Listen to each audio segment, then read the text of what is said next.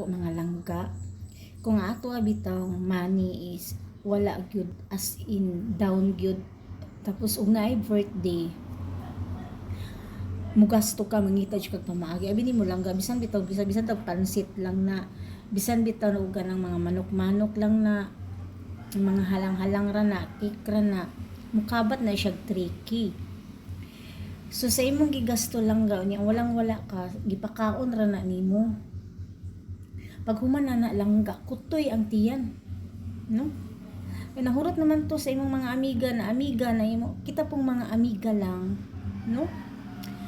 Dili na mo advice ta, uy, kanang bugasto kag birthday lang para lagi na sa na kakayahan ba, pero kung walay kaya, parang dili ta magutom, dili ta maka linding-linding, asa pa ingon, kuan ba, kumkum jud kwarta na daginot yun, kay lisod kayong magutman lang, no?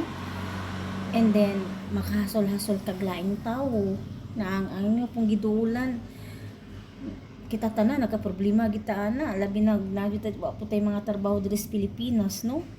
So be a praktikalan ba, no? Anhara mo gasto-gasto ug maka extra na para dili makabsan ang ato ginadlaw na budget.